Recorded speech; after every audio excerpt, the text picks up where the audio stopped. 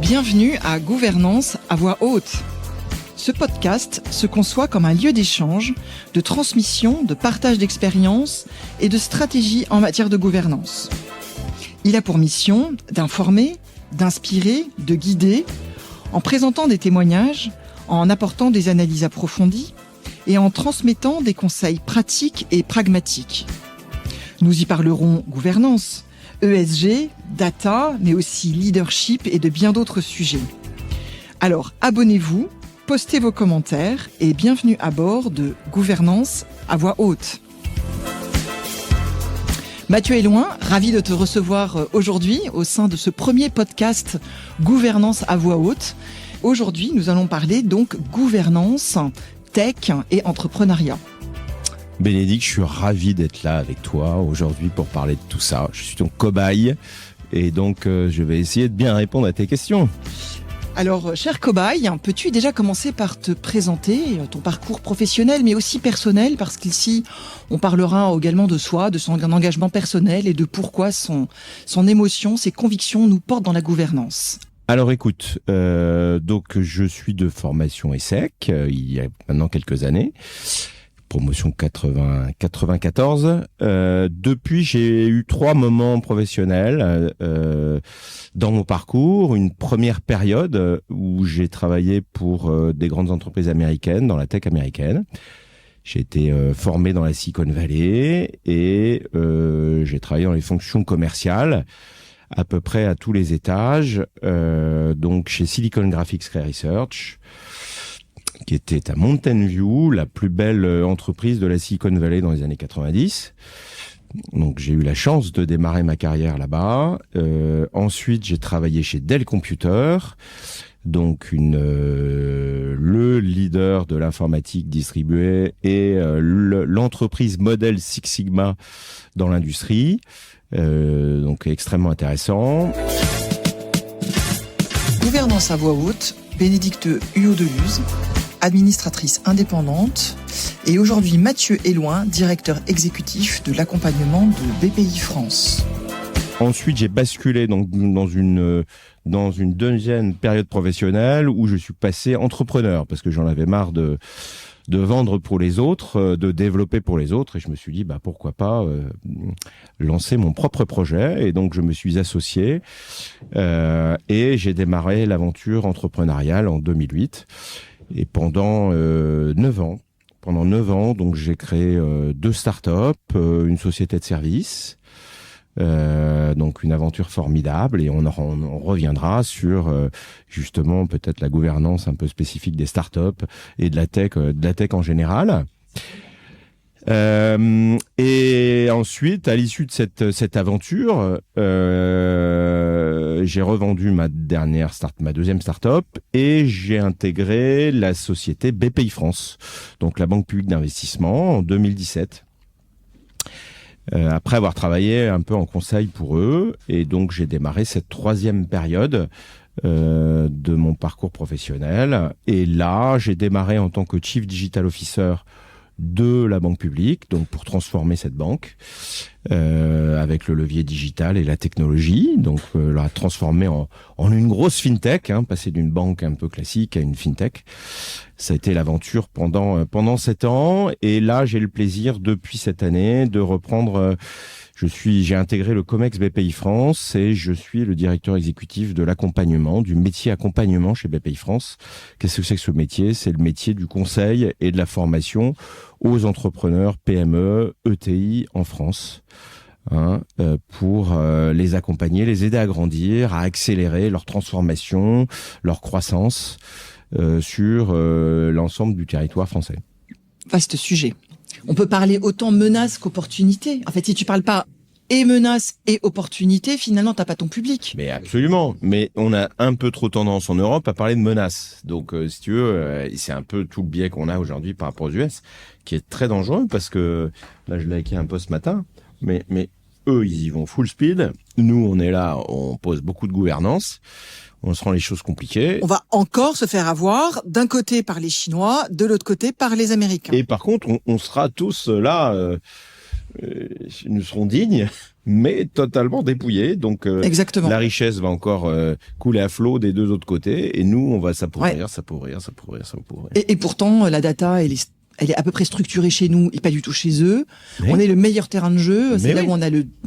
Et on a des gens, et on a toutes les expertises, les compétences, les talents. Ouais. Et donc c'est aberrant. Ouais. On est risque adverse. C'est l'Europe. Gouvernance à voix haute, Bénédicte Huot-Deluz, administratrice indépendante, et aujourd'hui Mathieu Éloin, directeur exécutif de l'accompagnement de BPI France. En fait, tu es board member depuis 2022, mais la gouvernance, ça fait très longtemps que tu t'y frottes quelque part. Oui, alors absolument. Le passage à l'entrepreneuriat m'a fait découvrir la gouvernance. Parce que quand on monte une start-up, et j'ai eu la chance de monter cette start-up avec des associés qui avaient déjà monté d'autres entreprises, et donc qui m'ont aidé à structurer la gouvernance de ma première start-up, Wipolo. Et d'animer un conseil d'administration avec alors à l'époque c'était l'advisory board plutôt, et puis après un vrai conseil d'administration puisqu'on avait élargi comment dirais-je le périmètre de nos actionnaires. Donc ça c'était à partir de 2008 que j'ai découvert vraiment la gouvernance et l'importance en tant que patron de start-up, d'animer cette gouvernance pour qu'elle te soit utile. Et en quoi elle t'était utile, justement? C'était quoi qu'est-ce qui faisait que ta gouvernance t'était utile, ou pas, c'est parce que quand on monte une start-up, et alors là, on rentre peut-être dans les sujets qu'on verra après, mais on est quand même sur une start-up, c'est un ovni puisque c'est une entreprise qui innove et par nature, elle sait pas, elle va aller chercher son marché, trouver son produit, etc. Et donc il y a une dimension derrière, il y a une prise de risque qui est largement supérieure à une entreprise qui va se développer sur une activité où il y a des fondamentaux, des référentiels, d'ailleurs qui vont être plus facilement financés par des banques. Là, on va être financé par des business angels, par du private equity, parce qu'il y a un risque et qu'il n'y a pas forcément de benchmark et de référence. Donc la gouvernance, elle doit t'aider derrière à trouver ton chemin.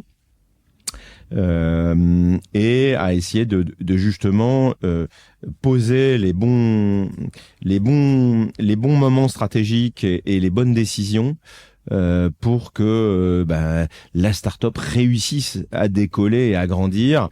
Et toi, tu as parfois ton biais d'exécution en tant qu'entrepreneur. Tu es sur le terrain, tu fais tout, t'es multitâche, etc. Donc finalement, ta gouvernance va t'aider à prendre de la hauteur, à prendre du recul. Il y a des moments d'énorme stress, il y a des moments où tu frôles la faillite. Tu dois avoir une gouvernance qui doit t'aider à prendre du recul, qui doit t'accompagner pour éviter de partir au tapis. Donc c'est important. Après, moi, sur la gouvernance, effectivement, il y a eu ce moment avec les startups, donc de 2008 à 2017, y compris d'ailleurs un passage en procédure judiciaire au tribunal de commerce pour la deuxième startup. Donc, ils sont des moments un petit peu difficiles à vivre. Et ensuite, effectivement, à partir de 2022, j'ai eu la chance, puisque je suis chez BPI France, que nous avons un gros portefeuille de participation, j'ai eu la chance d'intégrer une grosse fintech, dans le board d'une grosse fintech qui s'appelle IBAN First, et donc de les accompagner là depuis 2022.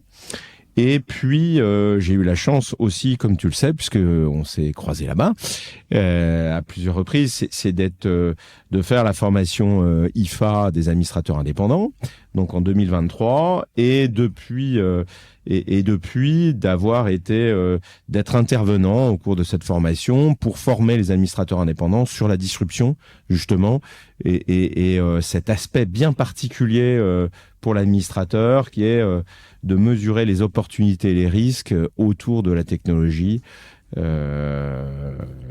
pour l'entreprise. Ouais. Se former, c'est toujours important finalement. Est-ce qu'on se forme assez en tant qu'administrateur, tu penses ?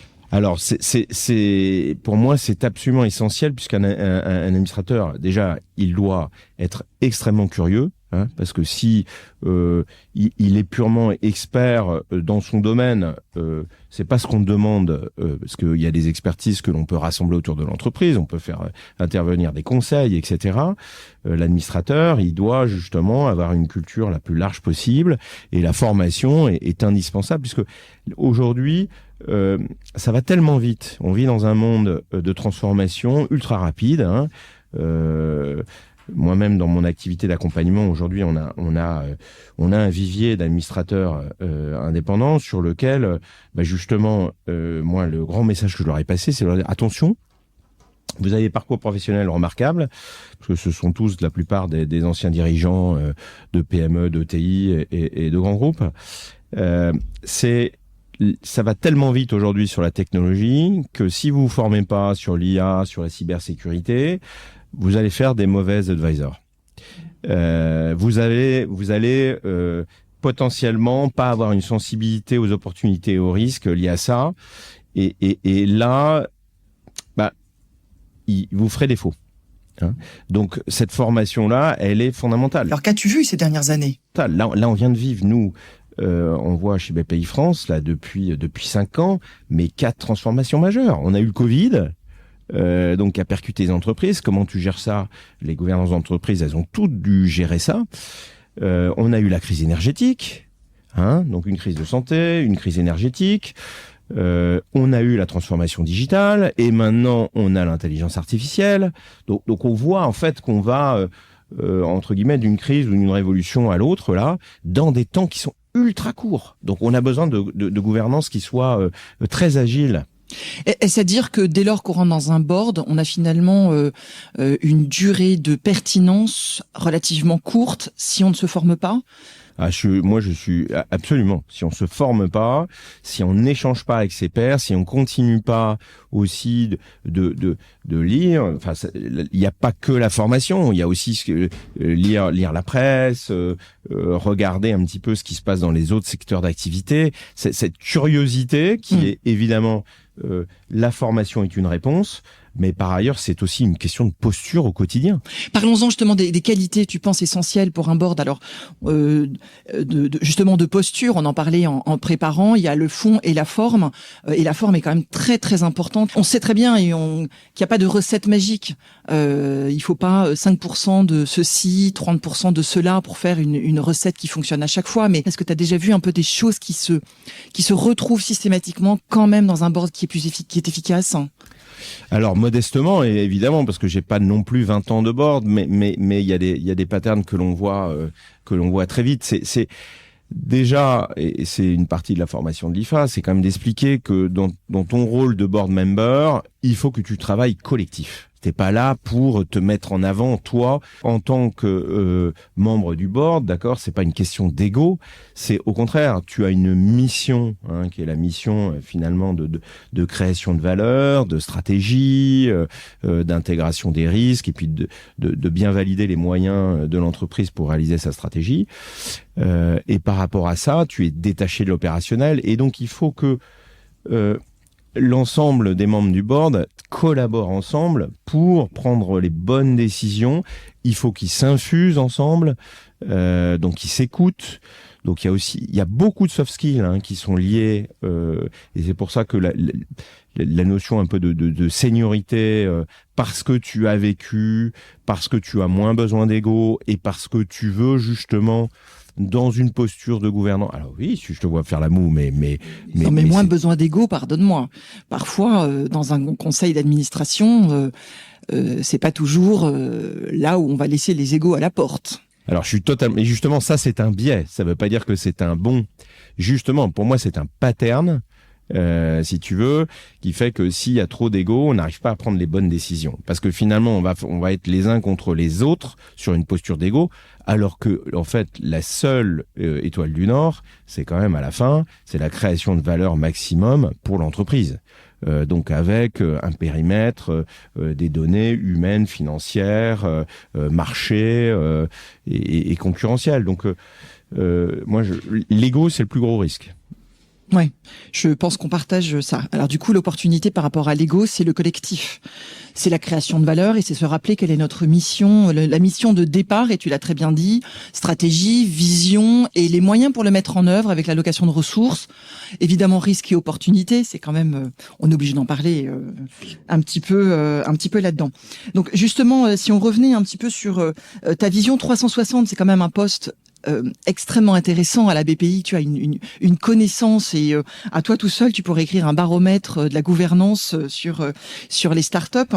Est-ce que tu as remarqué des formes de tendances dans la gouvernance qui sont à chaque fois des manières de fonctionner et des grands indicateurs qui feraient que telle manière d'être, tel actionnariat ou telle activité a tendance à avoir telle caractéristique de gouvernance? Est-ce que tu as pu voir ce genre de choses? Alors, qu'est-ce qu'on observe finalement? C'est que nous, autour de la gouvernance, effectivement, en fonction de la nature de l'entreprise, on voit qu'il y a quand même des patterns, effectivement, de gouvernance caractéristiques. C'est-à-dire, je vais être clair, entre une PME, entreprise familiale, une start-up innovante, avec des risques très importants, une entreprise cotée au SBF 120 ou au CAC 40, voilà, la gouvernance n'est pas la même. Elle n'est pas la même parce que,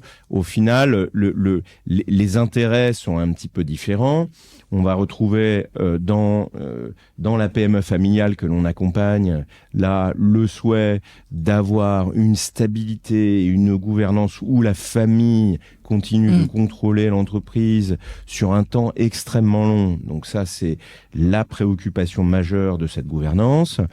À l'inverse, on va se retrouver sur des startups où là, la gouvernance va être très très vite, dès lors que des investisseurs, puisqu'on va faire appel majoritairement au private equity pour financer le risque, dans les startups, on va se retrouver très très vite avec des boards où les investisseurs ont un poids très important. Dans les startups. C'est pour ça qu'il faut de l'autre côté, dans les startups, il faut toujours, ma recommandation, moi, c'est ce que j'ai vécu en tant qu'entrepreneur, et aujourd'hui, c'est ce que je recommanderais à n'importe quel entrepreneur startup, c'est d'avoir quand même construit un advisory board, afin d'être conseillé sans avoir la pression déjà des actionnaires. Ouais, et puis un advisory board, c'est léger, c'est pas statutaire, c'est ça. Donc ça permet d'avoir des honoraires, ça permet d'avancer, et donc du coup, pourquoi pas. Je reviens juste avant de parler de l'advisory board et du conseil d'administration, Mathieu, en t'écoutant, je me demandais si on n'avait pas finalement un croisement entre l'actionnariat, les fameux patterns, des différences actionnariales, et je te rejoins complètement, entre l'entreprise familiale, la start-up et puis la société cotée. C'est quand même un actionnariat, c'est quand même très important en modèle, en façon de fonctionner pour la gouvernance.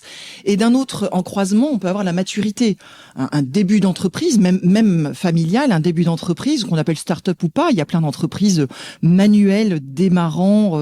Donc on a vraiment une maturité, le début, la gestion et la fin. On connaît ces trois grandes tendances. Et finalement, on a des modèles de gouvernance et peut-être des administrateurs un petit peu différents dans leur profil qui seraient importants à être autour de la table, au sein de leur conseil, en fonction de cet actionnariat et de cette maturité d'entreprise. Est-ce que ce serait, à ton avis, une piste intéressante? Ah oui, absolument. Parce que, et tu l'évoques bien, pour moi, l'entreprise, c'est presque un organisme vivant, parce qu'il y a un début, il y a souvent une fin, il y a des transformations progressives, c'est comme un arbre qui se développe, et je trouve ça très très intéressant.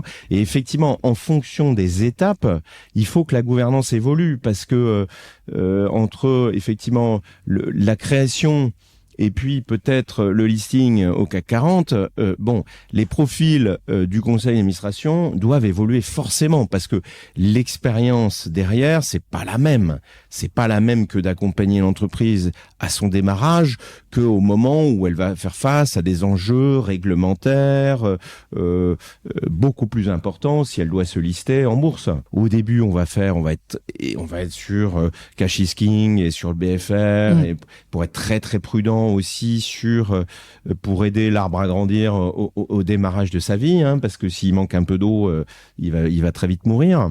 Bon, alors que quand on s'est bien développé, qu'on s'est bien ramifié, on a quand même une structure financière qui est plus stable, mais on a des enjeux après de transparence, on a des enjeux réglementaires, de conformité, qui vont être de plus en plus importants. Et là, du coup, il faut faire rentrer des nouvelles compétences avec des profils qui, justement, ont connu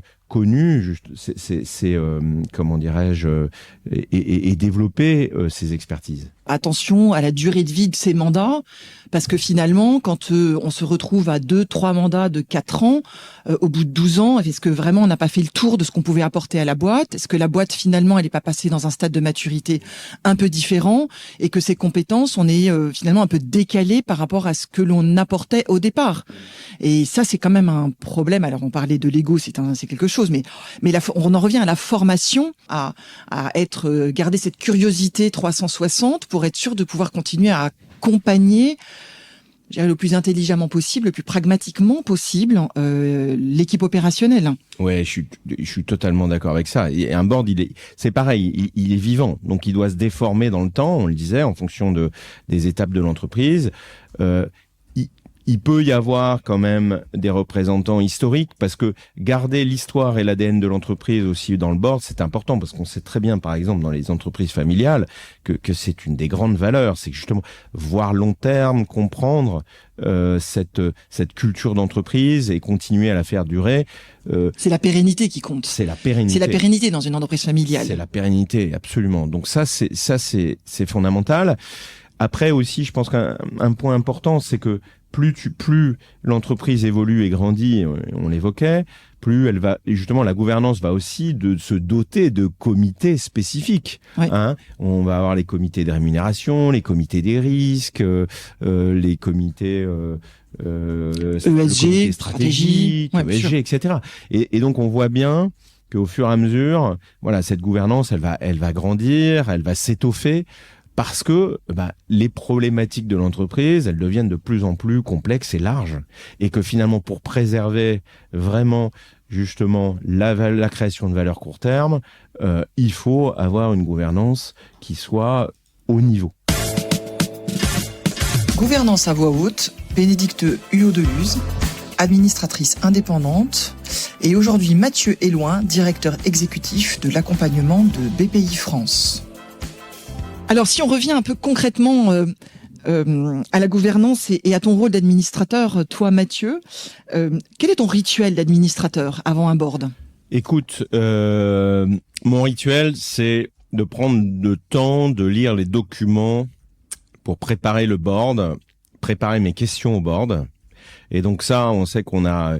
Ce qui est difficile, quand tu es board member, mais qu'à côté, tu as un job exécutif, c'est que tu es constamment tiré par ton opérationnel et donc il faut prendre le temps nécessaire, parce que sinon tu pourras pas faire ton job de board member de manière correcte. Donc absolument prendre connaissance des documents, se rappeler aussi où on en était au dernier board. Relire le compte-rendu. Encore faut-il qu'il existe. Absolument, fait partie des bonnes pratiques. Relire aussi un peu et bien avoir en tête le plan stratégique que tu avais validé pour cette année, pour voir si l'exécution est justement en ligne avec le plan stratégique et les grandes orientations, et que tout ça est pas en train de se déformer finalement naturellement à travers l'équipe dirigeante. Hein. Donc voilà, prendre un petit peu ce recul. Arriver aussi dans un état d'esprit où moi j'essaye d'arriver toujours dans un état d'esprit qui est très constructif, parce qu'on a des équipes, je vois pour mon board Ivan First qui se défoncent au quotidien, donc ils sont fiers quand même de te présenter leur copie. Bien sûr. Et donc on n'est pas là, on doit pas être là en juge et censeur, mais on est bien, on essaye d'avoir un rôle vraiment de conseil qui soit le plus constructif, et en même temps on est là aussi pour challenger, donc il faut être alerte quand on va dans un board, on n'est pas là pour dormir, quoi. Ouais. Justement, on parlait de ce challenge qu'on pouvait avoir. Alors, j'avais un de mes mentors qui parlait souvent d'impertinence courtoise. Alors, c'est peut-être pas des bons termes dans la tech, mais je trouvais que c'était quand même intéressant. L'impertinence courtoise quand tout allait bien et la solidarité à tout crin quand ça va pas. Parce qu'on a quand même deux stades importants dans les entreprises. Effectivement, on suit le plan strat. Alors, tu disais le plan strat, encore faut-il qu'il soit bien écrit. Je sais pas si tu remarques ça. Parfois, on confond peut-être un peu plan stratégique et budget. Enfin, la vision. Est-ce que vraiment chaque board member partage la vision exacte de ce que doit être le groupe, l'entreprise, de toutes les activités à 3 ans, à 5 ans? Est-ce que vraiment c'est bien partagé? Moi, je me pose la question, c'est pas toujours évident. Après, totalement d'accord avec toi. Et là, récemment, d'ailleurs, j'ai posé la question au board parce que je trouvais que on était en train de valider le budget 2025. Bon, le budget 2025, il doit traduire des orientations stratégiques.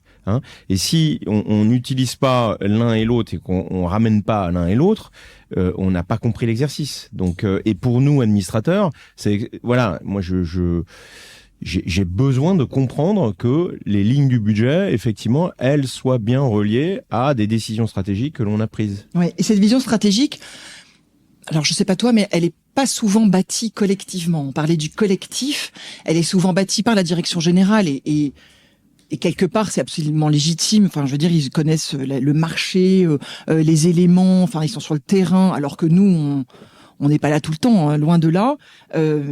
Mais en fait, il y a quand même parfois peut-être un peu ce manque. Et je sais pas si tu l'as vécu. D'ailleurs, quand toi, tu étais CEO, comment faisais-tu pour impliquer tes administrateurs dans cette stratégie? Est-ce que vraiment, on arrive à faire un collectif qui permettent de construire cette stratégie et cette vision ensemble pour bien se l'approprier? Parce que si on ne l'approprie pas, en fait, demain, le budget, pas évident de le challenger, de le comprendre. Après-demain, pas évident d'avoir finalement un bon regard sur on est en ligne ou on n'est pas en ligne. Je trouve que je sais pas comment faisais-tu, toi, en tant que CEO. Tu embarquais ton board sur cette stratégie? Alors, j'ai toujours essayé d'embarquer mon board, et puis j'avais moi des actionnaires qui étaient assez exigeants là-dessus pour que justement on soit très très alignés. Donc on avait ces moments effectivement pour réfléchir à la stratégie. Ce qui était toujours difficile pour le board, c'est que finalement entre ceux qui avaient naturellement vécu l'innovation, qui avaient aussi été qui avaient créé des startups et donc qui avaient une maturité pour adresser la question stratégique au sein d'une startup, et ceux qui étaient un peu plus loin, qui avaient des réflexes un peu plus grands groupes. On avait, c'était pas toujours facile ça, pas toujours facile parce qu'on avait un petit peu deux clans, quoi. Oui, le clan des investisseurs. Est-ce que je précise, c'est ça, le clan des investisseurs? Pas tant ça. Je dirais le clan de ceux qui ont vécu l'innovation déjà et l'expérience de ce que c'est qu'un organisme, une start-up, l'organisme vivant start-up, et ceux qui viennent plutôt des grands groupes. Et donc un décalage de culturel, d'ADN qui fait que là, ce moment-là où tu dois jouer collectif et trouver les bonnes accroches, les bonnes accroches ou les bons compromis, pas facile. Moi, j'essayais de beaucoup et encore aujourd'hui, je demande parce que je le faisais, j'essayais de leur donner des référentiels toujours quand on faisait ces exercices stratégiques. Voilà, qu'est-ce qui est en train de se passer sur le marché, c'est quoi les concurrents, comment ça évolue, tout ça, pour qu'ils soient nourris aussi. Et je me souviens d'un de mes administrateurs qui me disait toujours mais envoie-nous une petite newsletter régulière avec des infos pour que on soit alimenté, nourris-nous, parce que sinon on peut pas te donner correctement. Absolument. Est-ce que tu les as fait venir dans des salons professionnels, ce genre de choses? Moi, j'ai toujours demandé à aller sur le terrain en tant que board member, au maximum sur le terrain. Alors des salons, rencontrer des clients, voir comment est-ce que finalement ça se passait concrètement en activité. Est-ce que c'est des choses que tu as fait en tant que CEO ou board member? Oui, alors vraiment sur la startup, oui. Et c'est là où j'avais des board members qui étaient justement qui avaient envie d'apporter et donc qui avaient envie. Alors, ils avaient ce biais parfois de dire, bah oui, mais moi, ton service, je l'ai fait tester, j'ai un copain qui m'a dit ça. Bon, on allait vite sur ces feedbacks-là, en fait, qui sont des feedbacks de perception et qui sont parfois un petit peu où il faut faire attention quand tu développes un service innovant parce que tu as très très vite des biais. Mais effectivement, ils venaient au salon. Sur les salons, ils sont venus. Ils essayaient aussi de faire la promotion du service, qui leur permettait d'avoir des feedbacks de clients, de partenaires. Ils aimaient bien comme ça sentir le terrain. Et alors, il faut sentir le terrain. Mais il faut quand même faire confiance à l'équipe qui exécute. Ah bah bien sûr. C'est le truc. Mais évidemment. Parce que le gros biais des administrateurs, c'est quand même à un moment donné, surtout quand on a été opérationnel, patron de boîte ou bien directeur exécutif, etc. C'est quand même que à un moment donné, on peut switcher très facilement de son rôle d'administrateur à un rôle d'exécutif. Exactement, de non-exec à exec. C'est ça. Et oui, et on a très envie. D'ailleurs, au début des mandats, en général, c'est quand même un peu ce qui prend. C'est attendez, non, c'est pas si compliqué, je vais le faire. Et en fait, c'est complètement faux. Et ça, c'est un vrai point. Je suis tout à fait d'accord avec toi. C'est hyper important. Ouais. Et ça, et voilà. Au début, c'est pas simple parce qu'on se dit c'est comme ça qu'on va apporter de la valeur, alors que non, c'est pas comme ça. C'est pas comme ça. Et si on se substitue à l'équipe dirigeante, non, c'est pas possible. On n'est pas dans son rôle. Oui, d'ailleurs, c'est la posture. Enfin, on en parlait en préparation. Ouais. Finalement, administrateur, il y a effectivement des compétences, des qualités, je dirais, intrinsèques de son expérience qui sont importantes. Mais la posture, elle est tellement importante en tant qu'administrateur. Est-ce que ce serait quoi, toi, les 3 éléments de posture? Est-ce que tu en aurais à nous donner comme ça? Est-ce que pour toi, le plus important, c'est quoi? Les 3 plus importantes, ce serait quoi? On a peut-être parlé exec, non-exec, ce serait peut-être la première. Exec, non-exec. Ouais. Bien comprendre ça. Ouais. Exec, non-exec. Mon rôle d'administrateur, je suis non-exec. Exactement. C'est fondamental. Je suis une boîte à questions. Et je me pose la question à chaque fois de dire, est-ce que zut, je me rattrape parce que là, je suis en train de faire de l'opérationnel. Ok. Premier point. Deuxième point, on l'a évoqué tout à l'heure, collectif. D'accord. Ouais. Pas d'ego. Collectif. L'échange, la discussion, le dialogue, la construction. Même si je suis pas d'accord, je te fais parler sur ton doute, sur pourquoi je suis pas d'accord, et j'exprime le pourquoi je suis pas d'accord, mais après le collectif. On construit ensemble, on se forge nos convictions. On construit ensemble. Ouais. Et effectivement, quand on dit collectif, on dit pas je m'interdis de challenger. Donc au contraire, je pose les questions, je peux exprimer un doute et donc voilà. Derrière, je demande qu'on me réponde, qu'on m'explique pourquoi. Le pourquoi est fondamental aussi, comme question. Le pourquoi et après le comment. Voilà, le pourquoi et le comment. Ouais, ça, tout à fait. C'est fondamental. Et le troisième point qu'on a évoqué tout à l'heure, tu parlais de formation. Donc pour moi, c'est la curiosité. La curiosité de l'administrateur qui doit se nourrir en permanence, soit en se formant, soit en lisant la presse, soit en allant dans les salons, les voquets, etc. Parce que, comme ça, il apporte vraiment une matière, de la hauteur, de la comparaison. Ça, c'est très, très important dans la posture. Donc, on a dit non-exec, collectif et curiosité. La question que je ne pouvais pas ne pas poser. J'ose une petite question quand même. Homme-femme. Une différence, Mathieu, sur ces 3 postures? Écoute, c'est toujours un sujet qui déchaîne les passions. Écoute, moi, j'ai pas envie de rentrer dans cette différence-là. Il faut pas penser à ça. Il faut qu'on soit tous sur le fond. Je pense que par contre, ce qui est très important, c'est qu'on parle de soft skills. Il y a beaucoup de soft skills autour du rôle de l'administrateur. Potentiellement, les femmes peuvent avoir plus de soft skills. Voilà. Pourquoi? Parce qu'elles se forment plus, elles se forment plus, elles peuvent avoir moins d'ego, elles peuvent avoir justement un syndrome de l'imposteur qui fait que elles vont être naturellement plus collectives, plus scolaires, besogneuses sur ce côté-là. Voilà. Ça, c'est vraiment important. Donc, mais il faut pas tomber dans le poncif, quoi. Aujourd'hui, les hommes ont beaucoup évolué, les rôles à la maison aussi. Donc voilà, c'est pas en fonction de les comportements aujourd'hui sont très différents, rien à voir avec ce qui se passait il y a 20 ans, quoi, 30 ans. On n'a plus ce problème. Peut-être que c'est aussi peut-être une question de génération. Des nouvelles, la génération X finalement est assez présent dans la gouvernance, et puis la Y et la Z arrivent. Peut-être que ces générations-là font changer également les postures au sein des boards. Oui, absolument. Ça, c'est totalement vrai. C'est vrai que moi j'ai le regard d'un père de 4 filles, donc qui a 50 ans, enfin 53 ans, soyons précis. Et effectivement, moi, je ne vois plus ces différences culturelles ou genrées. Ça ne m'intéresse pas. Par contre, il est vrai que dans les boards, aujourd'hui, on a quand même des générations qui sont un peu plus seniors encore et qui effectivement eux sont encore issus d'une culture plus clivante. Hein.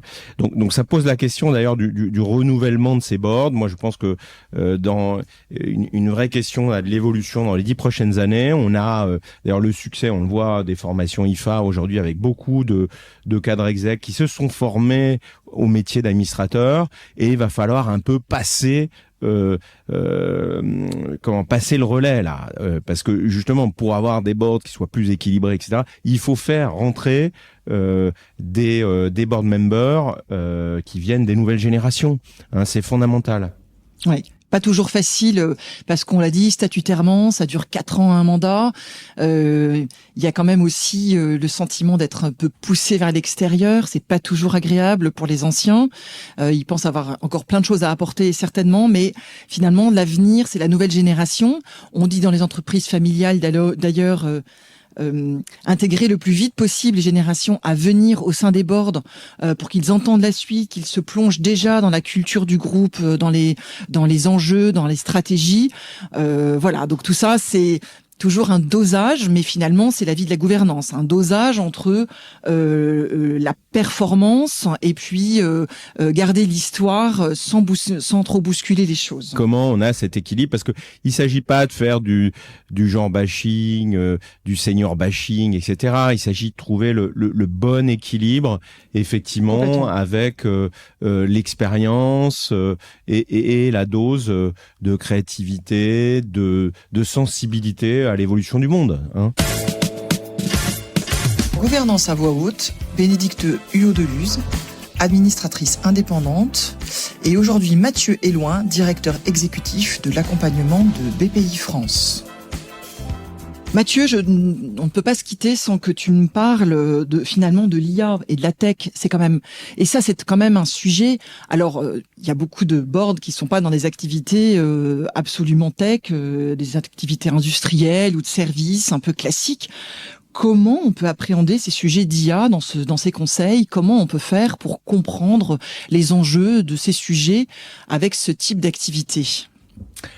Alors, ces sujets sont absolument majeurs. Donc, effectivement, moi, j'ai le plaisir aujourd'hui d'intervenir sur le cours de disruption. Dans le cours de disruption, mon rôle, c'est de faire prendre conscience à tous ces futurs administrateurs l'importance de la transformation amenée par l'IA, le risque lié à la cybersécurité, et ces deux enjeux absolument majeurs de la gouvernance des entreprises à tous les étages, parce que c'est pas un sujet de boîte de CAC 40. Au contraire, ça peut être encore plus problématique sur une PME qui peut faire faillite beaucoup plus vite parce qu'elle a subi une cyberattaque. Donc tout ça, et j'attire leur attention donc sur la nécessité de se former et de se dire bon, c'est pas un sujet pour la tech, pour la DSI, pour le digital. Non, c'est un sujet d'administrateur aujourd'hui, qui est de se dire finalement dans la stratégie de mon entreprise, puisque je m'occupe de la valeur long terme, comment je m'assure que l'entreprise est aujourd'hui en train d'intégrer suffisamment à bon niveau la dimension de transformation de l'IA. d'accord, et que j'observe un peu aujourd'hui l'industrie, les autres industries, quelles sont les bonnes pratiques, à quelle vitesse ils intègrent tout ça. Et je dois me poser la question, et je leur dis, on se pose la question en termes à la fois de stratégie, en termes de risque, en termes de budget, c'est-à-dire que en budget R&D, etc., qu'est-ce que j'ai mis sur ces lignes-là? On va se poser la question en termes de talent humain. Est-ce que j'ai fait rentrer des compétences dans l'entreprise? Donc en fait, on s'aperçoit que c'est complètement cœur. Alors que quand je démarre le cours, je pense qu'ils se disent tous que bon, ok, ça that's fun fact, disruption, à côté des grands sujets régaliens comme la stratégie, comme les risques que tu animes, etc. Bon, ils voient ça comme un sujet amusant. En fait, c'est un sujet extrêmement sérieux et qui doit être dans leurs préoccupations quotidiennes. Aujourd'hui, j'observe la stratégie d'intégration de l'IA de la FinTech dans lequel je suis, et ça fait partie dans le plan de la stratégie. Quels sont les axes et quels moyens on a donné pour pouvoir déployer l'IA dans la plateforme technologique qu'ils ont. Et je forme les administrateurs dessus. De l'autre côté, nous chez BPI France, puisque dans mes équipes on anime le vivier des administrateurs indépendants. Qui vont faire les advisory boards dans nos accélérateurs notamment. Donc je les ai tous appelés, je les ai vus tous en septembre, je les ai appelés une chose, c'est à se former sur ces sujets-là, parce qu'ils ont des parcours magnifiques. J'ai rien à leur apprendre sur les réflexes fondamentaux dans les industries qu'ils ont brillamment portées. Ouais, surtout que je pense qu'ils voient peut-être au départ je connais parce qu'ils voient la cybermenace et ils se disent finalement avec un bon DSI ça va le faire et ça suffira, mais ils passent complètement à côté de l'opportunité de tout ce qu'amène l'IA. Or c'est quand on a un peu des données même pas trop structurées, en fait l'IA peut amener tellement de choses à une entreprise en matière d'efficacité opérationnelle, en matière de vision, on parlait de patterns tout à l'heure sans les avoir définis, mais les patterns c'est bien les tendances et c'est sortir des choses qu'on ne voit pas à l'œil nu. Et finalement, on n'appréhende pas bien en tant que board member l'opportunité parce qu'on connaît pas bien ce qu'est l'IA. Bon. Les dirigeants connaissent pas toujours non plus. Les dirigeants de nos boîtes connaissent pas toujours non plus. Et c'est cette difficulté d'être en créativité, moi je trouve, en forme de créativité et en création de valeur pour la boîte, alors que c'est un domaine qui reste quand même un peu une boîte noire. Il y a un côté très totem aussi. Et finalement, chacun a une posture vis-à-vis de l'IA, quoi. Ouais. Il y a ceux qui paniquent, ceux qui en ont peur, ceux qui sont très régaliens, qui se disent « Oh là là, ça y est, c'est la boîte de Pandore ». Ceux qui ont effectivement une affinité tech plus forte et qui se disent waouh, j'ai un levier de transformation incroyable. Moi, c'est ce que je leur dis. Je pense que dans ma carrière, sur mes 30 ans d'expérience, c'est le troisième vague de la transformation digitale. Ouais. Très clairement. Il y a eu le web, ensuite il y a eu le mobile. J'irais même la quatrième. Il y a eu les réseaux sociaux et maintenant il y a l'IA. C'est fondamental. Et par rapport à ce sujet aussi, ce que je voudrais dire, et c'est important, c'est que dans le renouvellement des boards aujourd'hui, et c'est un sujet qui me tient à cœur, c'est qu'il faut qu'on ait plus de profils tech. C'est-à-dire qu'on a eu beaucoup de board members qui étaient effectivement issus des métiers opérationnels classiques. Maintenant, il faut qu'on se pose la question, la société devient par nature beaucoup plus tech. Quelle est la culture du board en termes de tech ? Et donc, si je n'ai pas des profils, alors il y a des profils qui ont été comme moi, qui ont bossé sur la tech toute leur vie, et il y en a de plus en plus. J'ai quand même un problème. Parce que je vais du coup avoir des réflexes qui sont potentiellement, et effectivement, je vais m'appuyer sur la DSI. Ça, c'est un sujet de la DSI ou du digital, mais ce n'est pas un sujet de board. C'est pas assez élevé, quoi.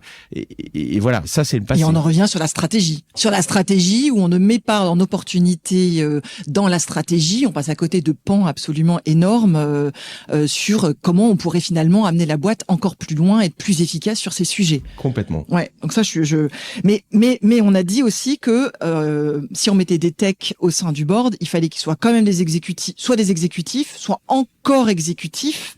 Enfin, on a des dates de péremption, si je me permets. Attention, quoi. Tu as tout à fait raison. C'est-à-dire qu'ils doivent continuer à se former, mais voilà, naturellement, de toute façon, ils ont une appétence. Et attention, ils doivent pas faire de l'exec non plus. Hein. C'est pas parce qu'ils ont ce profil, mais c'est que dans la façon dont ils vont avoir challenger le board, ils vont avoir des réflexes peut-être que les autres n'ont pas. C'est une matière vivante qui évolue extrêmement vite. Hein. La réalité de l'IA, moi j'ai eu la chance d'aller en Silicon Valley encore cet été. Entre la réalité de cet été 2024 et la réalité 2023, on a constaté un changement de paradigme énorme, hein, puisque en 2023 c'était les LLM tout puissants. Ouais. Et là, on a vu qu'on rentrait maintenant dans une logique beaucoup plus économique, qui était l'équation, c'était performance coût, hein, l'IA n'allait pas échapper à cette réalité-là. C'est pas magique. Au final, il faut que ça crée de la valeur pour l'entreprise. Ça a un coût, et donc il faut que l'équation soit la meilleure possible. Finalement, qu'est-ce qui a changé quand tu es allé en Californie entre 2023 et 2024 ? Que s'est-il passé ? Ce qui est fondamental, c'est qu'on est passé de la course à la toute-puissance, c'est-à-dire à la puissance de calcul de l'IA, des modèles génératifs qu'on appelle large language model, donc sur lequel, avec une vision qui était que de toute façon, il n'y a que la puissance qui compte, la capacité de puissance de calcul, et donc forcément une domination très très forte des quelques acteurs comme Microsoft, comme Amazon, etc. Et on rentre en fait en 2024 et on s'aperçoit que les petits modèles, donc il y a la place pour des acteurs à développer des petits modèles verticaux d'intelligence artificielle qui vont être très spécialisés pour résoudre des problématiques métiers. Et pourquoi ? Parce que à la fin, it's fucking economics. C'est qu'à la fin, faire tourner un très large modèle sur des infrastructures de puissance, ça coûte très cher, et que à la fin, un modèle beaucoup plus léger en déploiement pour résoudre des problématiques métiers peut être bien plus efficace et avoir une rentabilité, parce qu'il faut aller chercher la rentabilité sur l'automatisation. Hein. À la fin, l'IA, ça sert à quoi ? Il faut démystifier. C'est la poursuite de l'automatisation et de la robotisation des tâches. Hein, c'est vraiment ça, l'IA. Ouais. Donc, ça, c'est fondamental. Ensuite, qu'est-ce qui se passe en 2024 ? C'est que pendant que tout le monde réfléchit à la réglementation, l'IA se déploie. Hein. Et donc, effectivement, aujourd'hui, c'est pas juste un sujet conceptuel, elle se déploie. Donc, quand on voit que L'Oréal crée sa filiale tech, Creative Tech, pour réaliser une partie de ses créations marketing pour ses campagnes avec de l'IA et de l'IA éthique et responsable, voilà, c'est une réalité. Hein. Quand on voit que la société Getlink qui s'occupe des trains sous la Manche va utiliser l'IA pour faire sa maintenance prédictive, c'est une réalité. Quand on voit que l'assureur AG2R monte sa plateforme au profil de tous ses collaborateurs, c'est une réalité. Voilà. Donc il y a, quand on voit que tous les métiers aujourd'hui, qu'ils soient de la traduction, qu'ils soient de la création de contenu marketing, sont déjà totalement disruptés par l'intelligence artificielle. Déjà totalement disruptés. En tant que board member, est-ce que tu recommandes comment est-ce qu'on peut utiliser l'IA, je dirais d'une manière relativement facile, on n'est pas très formé, donc est-ce qu'il y aurait quelque chose, une bonne pratique, une astuce que tu nous donnerais en tant que board member sur l'IA ? Il y a 2 éléments. Le premier, et d'ailleurs je commence mon cours tout le temps comme ça, je demande qui utilise ChatGPT. Cette question-là, chaque administrateur doit se dire, est-ce que moi j'ai déjà essayé de jouer avec ça ? Est-ce que j'ai déjà essayé de jouer avec ChatGPT ? Est-ce que j'ai déjà essayé de jouer avec mon copilote que mon entreprise m'offre pour essayer de voir un petit peu l'interaction, parce que la révolution de la Gen AI aujourd'hui, c'est que l'interface utilisateur, c'est comme les moteurs de recherche Google qu'on a l'habitude d'utiliser. Donc c'est extrêmement simple et derrière on a la capacité et une puissance sous la main qui fait que ça transforme notre expérience de la recherche. Et ça, un administrateur, voilà, il n'y a pas besoin d'avoir une formation technique pour justement aujourd'hui avoir accès à la puissance de l'IA. Donc ça, c'est fondamental. Après, le deuxième point, et ça rejoint ce qu'on a évoqué sur les qualités d'administrateur, c'est la curiosité. Il faut lire la revue du digital, il faut lire peut-être Madines, il faut lire le journal du net, il faut lire et regarder un petit peu comment les entreprises aujourd'hui sont en train de déployer l'intelligence artificielle. Il n'y a pas besoin d'être expert pour ça. C'est juste toujours la même cette curiosité, ouverture d'esprit qui dit ah ouais, mais et si je lis, je me rends compte qu'il y a une dynamique de fond qui est peut-être qui va faire que l'administrateur qui est curieux là-dessus, contrairement à l'autre administrateur va se dire oui mais attends l'IA, moi de toute façon le temps que ça se mette en place, etc., qui va avoir une attitude un peu sceptique parce que de toute façon l'innovation prend toujours un peu de temps à se déployer. Et puis celui qui va lire, s'informer, regarder les cas d'usage, aller peut-être dans des salons d'IA, aller faire un salon d'IA. Il va y avoir le l'IA World Summit à Paris en février. C'est peut-être le temps d'y aller. Cas d'usage très intéressant parce que finalement d'être en capacité de voir ce qu'ont fait les autres, c'est ramener à soi des idées qui sont intéressantes. Moi je me disais en t'écoutant, en fait commencer par faire des prompts sur le marché, le secteur d'activité, nos concurrents, déjà s'entraîner en fait à comprendre le contexte d'une boîte dans lequel on est administrateur. Ce serait déjà faire une cartographie des risques, pourquoi pas, hein? On n'a pas beaucoup parlé d'analyse de risque et d'opportunité ce matin. Tu as tellement raison. Et pourquoi pas faire ça? Après, on est d'accord qu'il y aura toujours attention à ce qui est écrit. C'est pas toujours une réalité à prendre. Donc, gardons notre esprit critique. Et puis, attention à la sécurité des données. Pas question de mettre des choses confidentielles à l'intérieur de ces IA génératifs ou de downloader quoi que ce soit qui appartienne à la boîte sur ces systèmes parce qu'on pourrait... on n'a pas envie de mettre en danger les boîtes. Tu as entièrement raison. Et donc, effectivement, on a parlé d'opportunités de l'IA dans la transformation, mais aussi dans sa casquette d'administrateur, être vigilant à la politique et la gouvernance des données dans l'entreprise, c'est aussi être dans sa casquette de gestion des risques. Oui. Et le comité des risques, il doit totalement intégrer cette dimension, parce que derrière, il y a des risques d'image qui sont très très forts. Et que ça va devenir assez essentiel. On parlait de la cyber tout à l'heure, de la protection des données des clients et des collaborateurs. C'est un élément essentiel. Et une mauvaise exploitation de l'intelligence artificielle, effectivement, peut ouvrir une brèche béante et créer un risque d'image très très fort. Mathieu, avant qu'on se quitte, il faut qu'on parle d'un dernier enjeu, quand même, le climat. On parlait d'IA avant, mais le climat, c'est... Alors, moi, j'ai tendance à dire que l'IA est un enjeu d'aujourd'hui, tout de suite, urgent, très court-termiste, et l'environnement, c'est le même cas, mais avec des résonances un peu plus tard, en moyen terme et long terme. Comment on fonctionne entre ces deux enjeux tellement essentiels dans les entreprises? L'IA et la tech sont productrices et maîtrises de carbone. Est-ce que c'est des sujets que tu abordes dans tes boards? Alors déjà, c'est un sujet j'estime que le climat, c'est l'autre grande disruption. Il y a l'IA et il y a le climat. Bon, il y a une réalité d'urgence. Moi, ce que je vois dans les entreprises, c'est que aujourd'hui, elles intègrent vraiment cette dimension.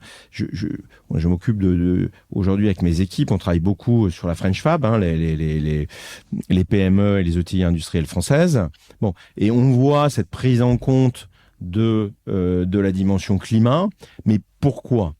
Parce que aujourd'hui, pour recruter des talents, il faut que de l'autre côté, l'ADN de l'entreprise, justement, soit en cohérence avec cette exigence. Et donc, on voit que les jeunes, c'est un sujet sur lequel ils sont très sensibles. Donc moi, quand je rencontre les entrepreneurs industriels, ils intègrent cette démarche parce qu'ils savent que c'est aussi important pour le recrutement de nouveaux talents.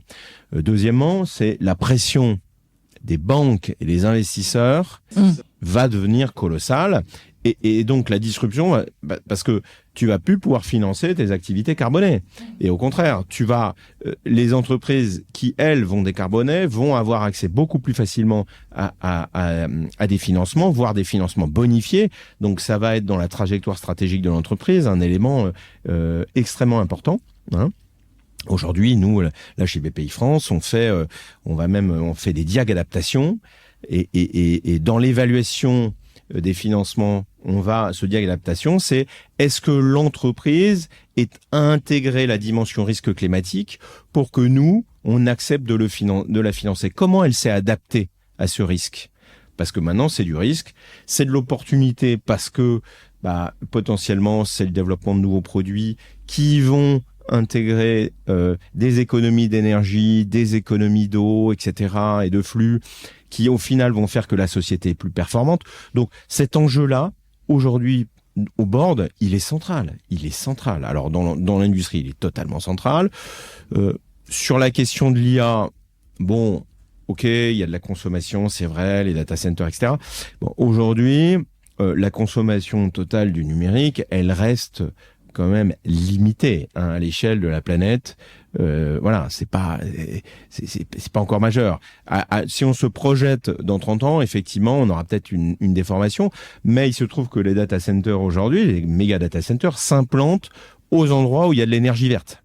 Donc en fait, ils vont eux aussi décarboner parce qu'ils vont consommer de l'énergie verte. Les grands développeurs d'infrastructures, ils sont obligés de penser comme ça, donc proche de centrales nucléaires, proche d'énergie verte, de centres d'hydrogène vert, etc. Ça, c'est fondamental. Donc, si je résume, notre board member, il doit être bon en tech, il doit rentrer dans un board en étant bon en tech, en étant extrêmement conscient des enjeux ESG des enjeux de climatique et de décarbonation et de biodiversité. On n'en a pas parlé mais qu'est-ce qu'on aurait à dire encore sur la biodiversité? Il doit être un exécutif dans son quotidien, mais un non-exec dans son âme et dans sa posture. Il doit jouer collectif et surtout, sa qualité première, c'est la curiosité.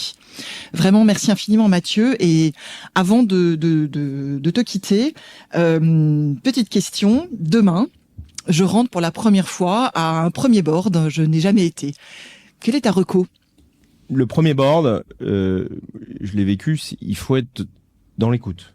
Hein, parce que il faut observer, il faut avoir une capacité d'observation, il faut intégrer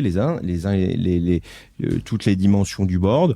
Bon, dans l'écoute, la préparation, parce qu'il faut pas arriver comme un bleu, c'est-à-dire donc il faut effectivement pouvoir avoir accès aux anciens PV de board, il faut pouvoir lire un peu s'il y a un plan stratégique, lire le plan stratégique, regarder un peu la position concurrentielle de la boîte, etc.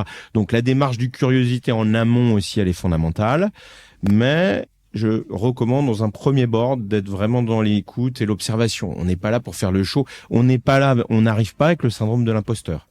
Hein ? Aussi. C'est important. Ni le show, ni l'imposteur. Voilà. Et ça, c'est super important pour, à mon avis, bien réussir son intégration dans ce collectif. Ce sera le mot de la fin. Merci infiniment, Mathieu, pour ta participation et à ce premier podcast Gouvernance à voix haute. Merci, Bénédicte. C'était un bon moment.